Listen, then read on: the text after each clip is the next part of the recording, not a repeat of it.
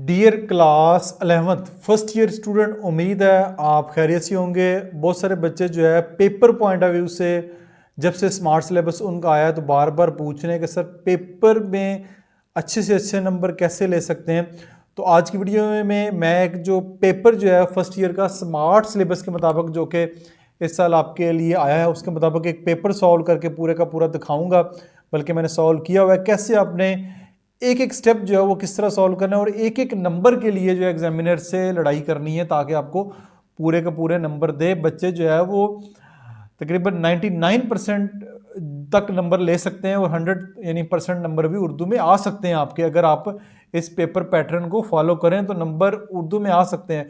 Number अगर आपने merit अपने अच्छा बनाना है, नंबर अच्छे लेने हैं, किसी अच्छी जगह एडमिशन लेना है तो आपको नंबर पूरे लेने पड़ेंगे या कम से कम एक आधा नंबर चलें कट जाता है, खैर है।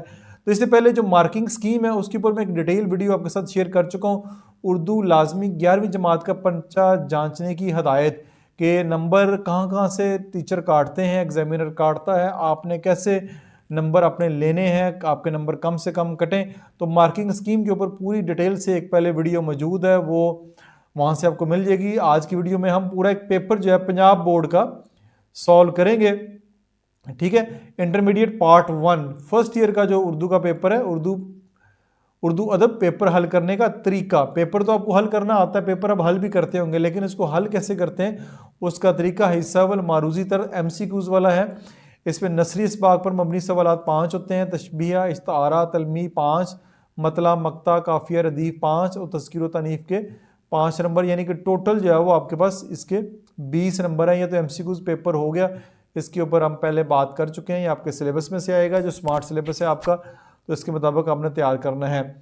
नेक्स्ट हमारे पास पेपर 2 इंशाई तर्ज का होगा, हिस्सा अव्वल। इसमें सबसे पहले नज़म आएगा। नज़म में हमारे पास सवाल नंबर 2 है, दर-ज़ैर शायर की तशरीह कीजिए। नज़म का अनवान और शायर का नाम भी तहरीर करना है, नज़म का अनवान भी और शायर का नाम भी है। तो अल्लफ कोई भी शेर आपके पास हो सकता है इस तरह, ये अशार हैं, आपके पास अशार है। सबसे पहले मैंने ऊपर मार्किंग स्कीम में भी कहा है नज़म का अनवान और शायर का नाम, इसका एक एक नंबर है। ये आप तशरीह बिल्कुल अच्छी कर लें, लेकिन आप शायर का नाम और नज़म का नाम नहीं लिखेंगे तो आपको यहाँ से एक नंबर चला जाएगा। तशरीह नहीं आती, कम से कम आप शायर का नाम आता है, नज़म का नाम आता है तो वो लाजमी लिखें, 2 नंबर तो यहीं से बन जाएगी, ठीक है। उसके बाद तशरीह करनी है, तशरीह का तरीकाकार मैंने बताया हुआ है। तशरीह आपने कितनी करनी है उसके लिए डिटेल से देखें, ज़रूरी हदायत बराए तशरीह। तशरीह आपने कैसे करनी है अशार की, पॉइंट्स में लिखा हुआ है। नज़म के तमाम अशार को इकट्ठा करना बेहतरीन अमल है, यानी जितने भी शेर हैं 2-3 हैं वो इकट्ठा करें, क्योंकि नज़म ही एक सोच और ख्याल पर मबनी होती है। यानी कोई भी नज़म है, हमद है, नात है, या कोई भी नज़म है वो एक ख्याल पे मबनी है। हमद में अल्लाह ताला की हमद बयान की जाती है, नात में हज़रत सल्लल्लाहु अलैहि वसल्लम के बारे में उनकी तारीफ़ की जाती है, तो एक ही ख्याल पर मबनी होती है। नज़म के अशार की तशरीह कम से कम 3 सफ़ात पर मबनी हो, यानी कम से कम आप 3 सफ़ात पर ज़रूर करें। हर लुगत की बजाय मफहूम की तरीर की जाए, यानी जो उधर दिया गया वो तो ठीक है, साथ उसका मफहूम भी आपने एक्सप्लेन करना ताकि अच्छे तरीके से समझ आ सके। नंबर 4 पे नज़म के अशार की तशरीह में आयत मुबारका, अहादीस, कोल और अशार लिखने से नंबर अच्छे मिलेंगे। बेहतरीन होगा इनको मार्कर से लिखें, यानी मार्कर से हाईलाइट करके लिखें, हाईलाइट करेंगे तो पता चलेगा। नंबर 5 है तशरीह करते वक्त 5-6 सतूर के बाद पैराग्राफ बनाएं, यानी आप पैराग्राफ बनाएं, 5-6 लाइनें लिखें उसके बाद पैराग्राफ नया शुरू कर लें। इस तरह एक सफ़े पर कम से कम 3 या 5 पैराग्राफ बनाएं और इसी तसलसल को बरकरार रखें। यह है तरीकाकार तशरीह करने का और तशरीह के पूरे नंबर लेने का।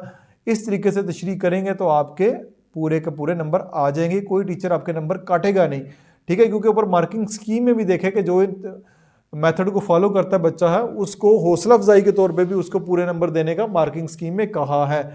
नंबर 2 पे हमारे पास फिर गज़ल आ जाता है। गज़ल में दर्जाल शार की तशरीह कीजिए और शायर का नाम भी तहरीर करें। शेर है आपके पास, शायर का नाम मीर तकी मीर, ठीक है, मफहूम तशरीह, ठीक है।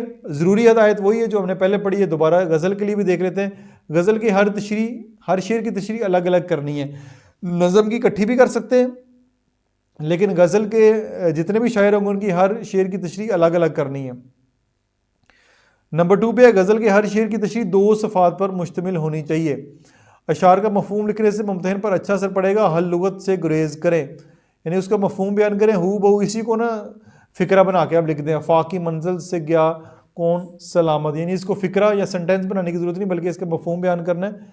नंबर 4, अशार की तशरीह पैराग्राफ की सूरत में मुय्यन करें और गज़ल के अशार में आयात मुक़द्दसा हदीस कोल और तलका अशार को मार्कर से लिखें, यानी जो मेन है इसमें कुछ चीज़ दे रहे हैं आप उसको मार्कर से हाईलाइट करें ताकि एग्जामिनर ने, क्योंकि स्पीड में पेपर चेक करना होता है तो वो जल्द अब उसको हाईलाइट हो जाए। जिस तरह से ये शेर नंबर 1 है इसी तरह शेर नंबर 2, 3 लिखें, यानी जिस तरह शेर नंबर 1 है इस तरह दूसरे 2 और 3 तरह शेर जो उसके बारे में भी आपने इसी मेथड को फॉलो करना है। ठीक है, ये आपके पास जो है अशार की तशरीह चाहे वो नज़म के हो जाएंगे चाहे वो गज़ल के हो जाएंगे, उनको आपने इस मेथड से लिखना है। नेक्स्ट हमारे पास हिस्सा 2 में सवाल नंबर 3 हमारे पास होगा, दरज़ैल इक्तसाबात में से एक की तशरीह करें, माहवाला सियाको सबाक मुसन्नफ़ का नाम और सबक का इनवान भी लिखें। ठीक है, अलफ अज़्म इस्तक़लाल शुजाअत सब्र तवक्कुल रज़ा तकदीर मुसीबतों की बर्दाश्त, यानी जो भी इक्तसाबात ये ज़रा उर्दू में मुझे प्रनाउंस नहीं हो रहा, आपने परेशान नहीं होना। ठीक है, इसकी तशरीह करें और उसके मुताबिक मुसन्नफ़ और मज़मून का नाम लिखना है। तो ये लिखा हुआ है सबक का नाम उसवा हसना, मुसन्नफ़ का नाम भी यहाँ पे जो है लिखा हुआ है, ये सबक का नाम फिर मुसन्नफ़ का नाम फिर सियाको सबाक। ठीक है, सियाको सबाक जो है वो ज़रूर देना था, बहावाला सियाको सबाक, तो सियाको सबाक के वाले से आपने यहाँ पे सियाको सबाक लिखेंगे, यहाँ पे फिर तशरीह लिखेंगे। तशरीह में अबारत की तशरीह कम अज़ कम 1.5 सफ़ा और ज़्यादा से ज़्यादा 2 सफ़ात पर मुश्तमिल होनी चाहिए, इससे ज़्यादा नहीं करनी, ना इससे कम हो ना इससे ज़्यादा हो। उर्दू अदब की दुनिया में मुमताज़ नस्ल और नगार की हैसियत रखते हैं, वही इसकी तशरीह हो जाएगी। इसके बारे में ज़रूरी हदायत हमारे पास होगी, सियाको सबाक कम अज़ कम 5 और ज़्यादा से ज़्यादा 12 सतूर पर मुश्तमिल होना चाहिए। हवाला मतन सियाको सबाक को तशरीह में 3 सफ़ात से ज़ायद ना हो, यानी ज़्यादा से ज़्यादा 3 लिख लें, इससे ज़्यादा ना लिखें, इससे ज़्यादा लिखेंगे आपका टाइम ज़ाया होगा, नंबर आपको ज़्यादा नहीं मिलेंगे। पैराग्राफ की तशरीह करते वक्त इसमें कोई आयत मुक़द्दसा हदीस कोल या मुतलका अशार मार्कर से लिख सकते हैं, ज़्यादा नंबर मिलेंगे। तशरीह करते वक्त हर 6 से 7 सतूर लिखने के बाद पैराग्राफ को ख़त्म करने की कोशिश करें और इस सवाल के अख्ताम तक इस चीज़ को बरकरार रखें।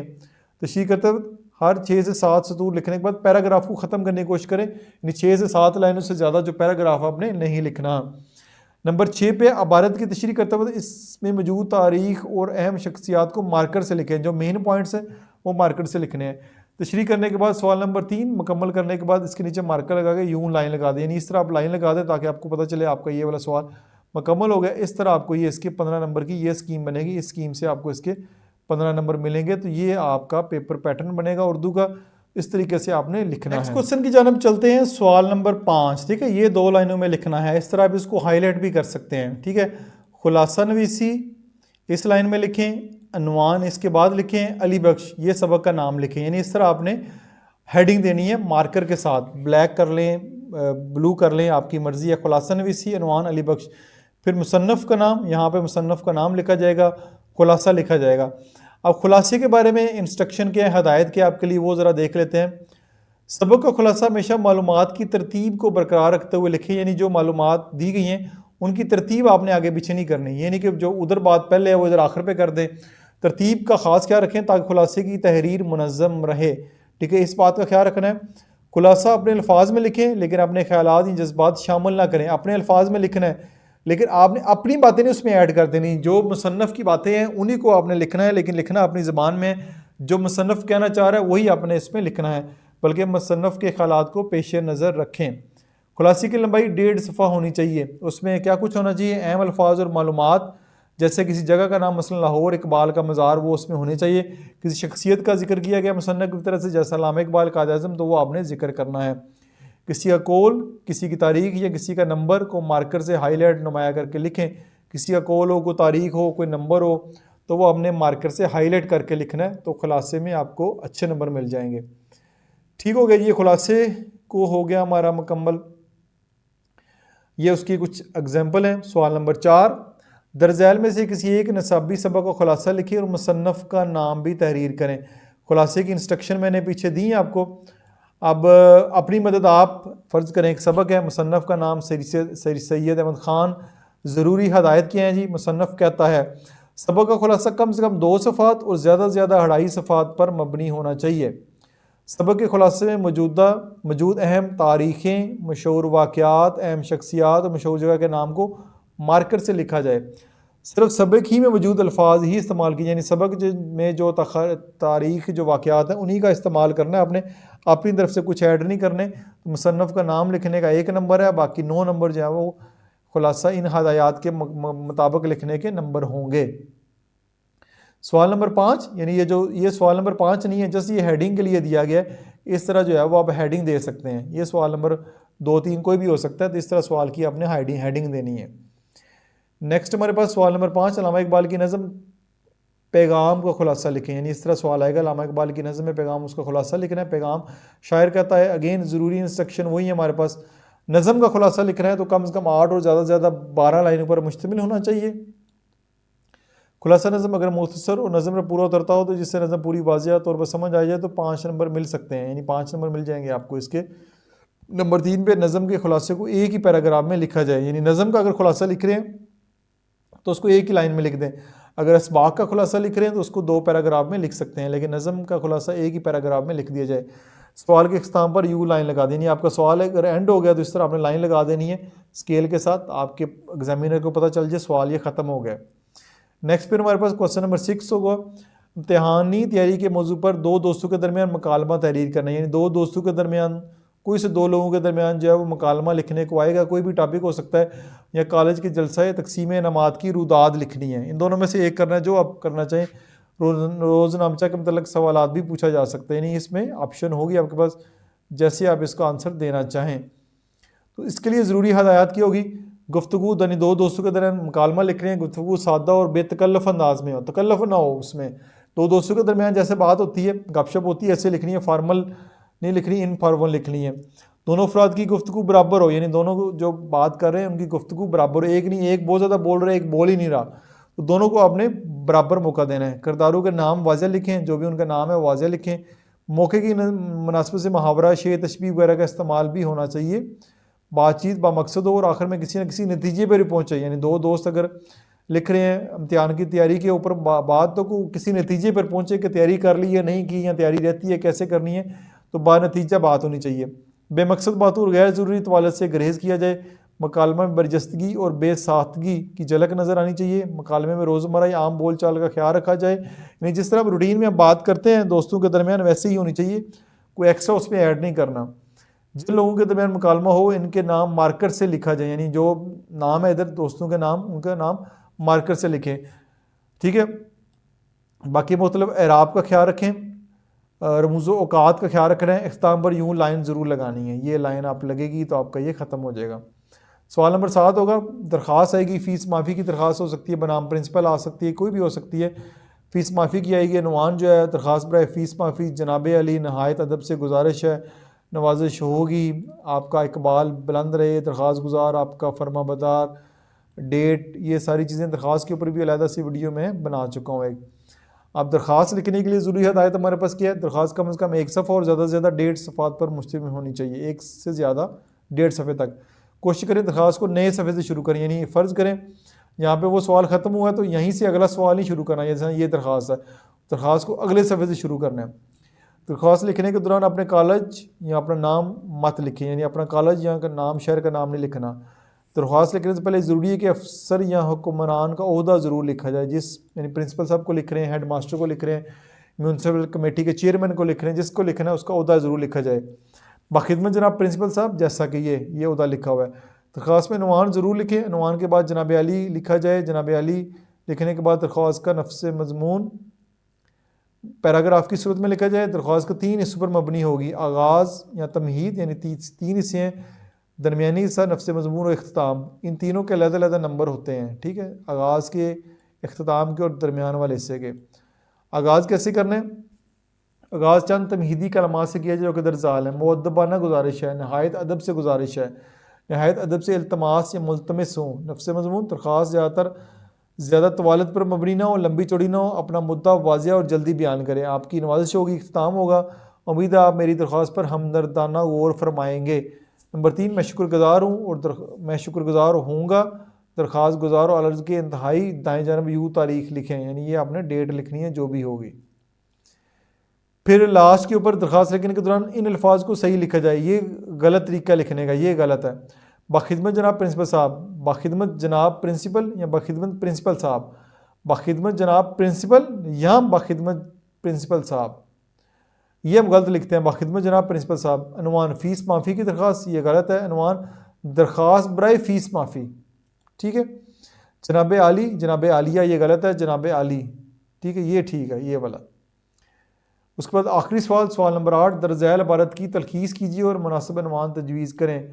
उम्मत के जवाल का एक सबब ये रहा है कि, ये लिखा हुआ सारा पैराग्राफ ज़रूरी हदायत, इसके बारे में क्या है जी, तलखीस इस असल इबारत से एक तिहाई होनी चाहिए, यानी तीसरा हिस्सा हो।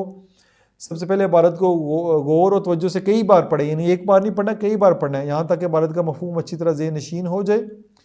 इबारत के अहम नकात पर निशान लगाएं, यानी जो जो इंपॉर्टेंट पॉइंट है उन पर निशान लगा लें, इनको नहीं छोड़ना आपने, वो खुलासे में लिखने हैं तलखीस में।